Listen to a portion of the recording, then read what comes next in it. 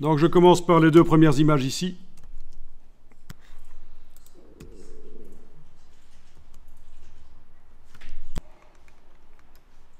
Alors, dans cette image, ce qui est intéressant, c'est ce texte, tous ces textes vraiment à la main, clairement, mais il n'y a pas assez d'autres médias. Alors, j'ai déjà analysé par ailleurs cette image, donc je ne vais pas m'attarder, mais il n'y a pas assez d'autres médias, mais ce qui est présent, c'est vraiment ce texte manuscrit. Ça, c'est intéressant en moins grande quantité dans votre travail mix média, c'est intéressant. Comment faire ce texte manuscrit? Ben, vous devez le faire sur papier, le photographier et l'amener dans Photoshop, supprimer le fond d'une manière ou d'une autre. Vous pouvez aussi, et ça c'est intéressant, faire un premier travail d'assemblage d'images dans Photoshop par exemple. Imprimer ça, même pas en bonne qualité, vous imprimez ça. Vous positionnez sur la feuille imprimée une feuille blanche, vous mettez ça sur une table lumineuse et vous, sur la feuille blanche, vous faites les textes, les doodles et puis vous scannez uniquement la feuille blanche sans la feuille derrière, vous la récupérez dans Photoshop, vous la positionnez sur votre travail initial numérique et voilà, c'est bon. Voilà une manière intelligente de faire des doodles, des textes, plutôt que d'essayer de se casser la tête à les faire dans Photoshop ou de les faire séparément. Oui, de les placer séparément ou de les faire au stylet. Impossible de faire des choses comme ça au stylet. Très difficile d'avoir ce côté naturel qu'on a dans cette œuvre qui est ancienne. Évidemment, c'est du mouvement Dada, c'est bien avant l'infographie. Donc voilà, retenez cette technique éventuellement pour ajouter des choses sur vos œuvres numériques mixed média, de les imprimer, feuille de papier blanche, table lumineuse, dessiner, scanner uniquement la feuille blanche, réintégrer dans Photoshop en supprimant le fond blanc, bien entendu. Alors, le problème ici de ce travail suivant, c'est qu'il y a un personnage principal, un sujet principal. Et dans votre travail mix média, ça devra être une juxtaposition de sujets qui, au niveau importance, sont à peu près au même niveau. Donc, il n'y a pas de sujet principal dans ce que vous allez faire. C'est un collage, un assemblage de différentes choses à peu près au même niveau hiérarchique. Par contre, il y a des choses intéressantes ici au niveau du graphisme, les flèches.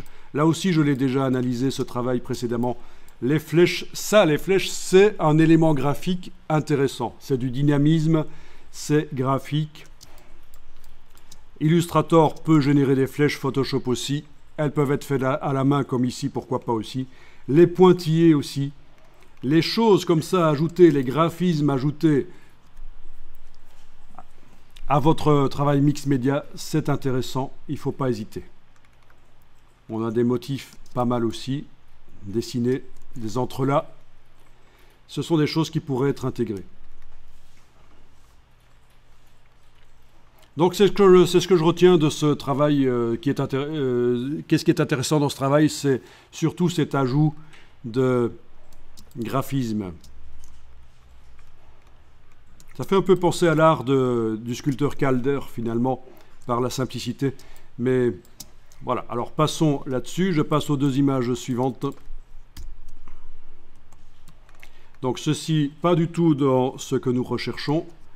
Ceci, oui, c'est davantage dans ce que nous recherchons. Alors ça, c'est une photographie d'une œuvre, oui, qui est posée sur une table. On voit que la qualité de la photo n'est pas excellente. Mais enfin, on arrive à comprendre qu'on a vraiment un assemblage. Est-ce que vous voyez un sujet principal? Oui, peut-être ici, mais pas plus que ça. Voilà exactement le genre de travail que vous allez faire. Donc c'est ce genre-là, des juxtapositions avec une juxtaposition d'éléments qui sont déchirés. Donc au niveau de la découpe des éléments, c'est pas propre. Mais c'est pas un problème, ça amène du dynamisme. Donc voilà, ça c'est une œuvre qui n'est pas numérique, mais vous pouvez évidemment faire la même chose en numérique. C'est ça l'idée en fait, hein, c'est de faire du mix média numérique. Donc il y a du graffiti dedans. Vraiment, au niveau du dynamisme, ça, il y en a. Et alors il y a un message derrière, bien sûr, qui est évident vu les slogans qu'on a là.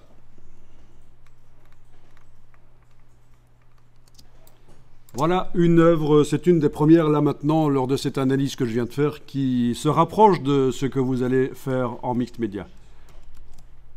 Je passe aux images suivantes. Ce qui est intéressant ici, c'est cette superposition du dessin sur un imprimé. Mais évidemment, c'est un sujet principal et c'est pas vraiment mixed media, c'est pas le genre que nous allons faire. Mais techniquement, le fait qu'on a sorti le dessin de son fond blanc, puisqu'elle a été certainement dessinée sur fond blanc, ou alors c'est du numérique directement. Ça peut être aussi du numérique sur un calque transparent avec un calque blanc derrière, qu'on supprime par la suite, mais ça ressemble plus à de l'analogique de l'encre. Donc ça, c'est le côté intéressant.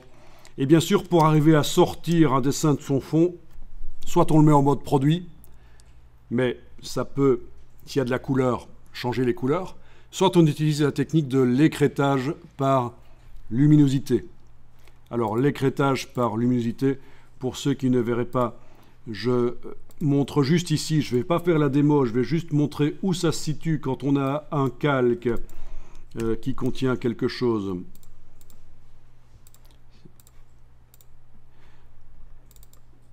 Voilà, en double-cliquant à droite du calque, on a les options de fusion qui apparaissent.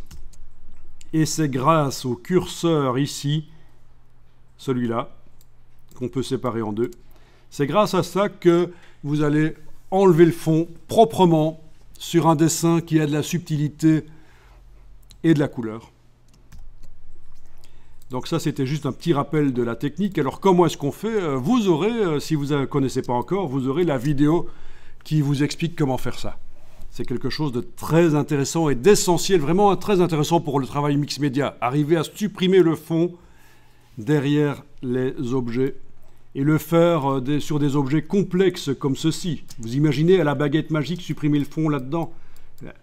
Arrêtez, c'est pas possible.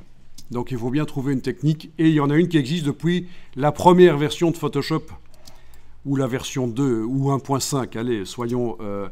la version 1, je n'ai pas connue, j'ai connu la 1.5 en 1992, et oui, ça c'est des techniques, l'écrêtage par luminosité dont je suis en train de vous parler, qui permet de supprimer les fonds, qui existaient déjà, c'est pas un truc nouveau.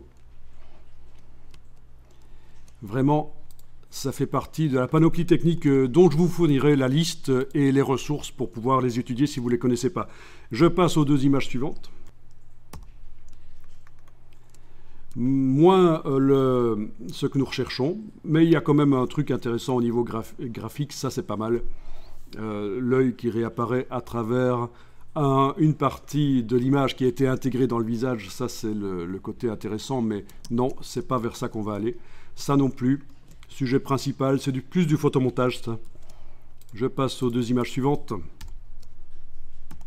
Le scrapbooking, peu de chances d'avoir des choses intéressantes au niveau du message là-dedans, mais par contre, les petits doodles dessinés, c'est très sympa. Le fait qu'il y ait du manuscrit, enfin c'est peut-être du faux manuscrit ici au fait, hein. Mais le manuscrit ici, c'est ça qui est intéressant. Mais ça ne se superpose pas assez aux photos. On a bien ceci qui est découpé et qui se superpose aux photos avec le bord blanc qui a été gardé. Très intéressant, quand vous avez un élément noir sur papier dans Photoshop, vous pouvez le découper en laissant du blanc autour et puis une petite ombre dans Photoshop et ça donne l'impression que c'est posé sur le papier.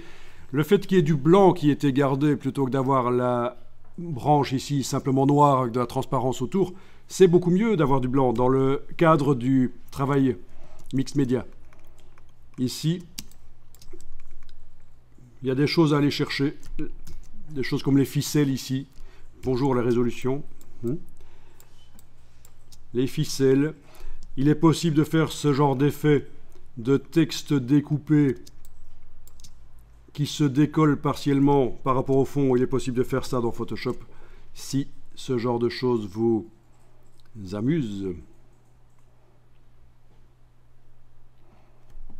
Et c'est d'ailleurs la première fois que je vois dans une image cet effet-là. Et d'ailleurs, je vais donc retenir cette image-là. Je vais ajouter ça, cet effet de découpe avec une partie qui est soulevée. Bien sûr, ça, c'est pas du numérique, c'est un vrai scrapbook, mais le faire dans Photoshop serait une des choses qui sont possibles parmi les techniques graphiques, infographiques. Donc, je vais indiquer ce qui est intéressant dans cette image, c'est cet effet de texte manuscrit découpé et posé avec certains empattements de caractères, comment est-ce qu'on va dire, soulevés, mal collés, il y a une ombre sous eux, et cela, c'est intéressant de le refaire éventuellement en numérique.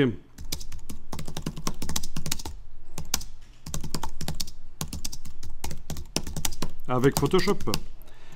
Si vous voulez le faire avec un autre logiciel, si vous y arrivez, pourquoi pas. C'est assez ouvert au niveau de l'utilisation des logiciels, comme les consignes vous l'ont indiqué. Donc, je remontre l'image en question. C'était celle-là. Non, c'était pas celle-là. J'ai peut-être fait une erreur d'ailleurs avec le lien. Il va falloir que je revoie ça. Oui, c'était ça. Voilà, vous voyez cet effet de... Évidemment, ici, avec la résolution, c'est terrible. Cet effet de la patte, ici, du caractère qui n'est pas collé parfaitement. Ça, c'est intéressant parce que ça donne de la profondeur, du bas-relief artificiel à votre travail.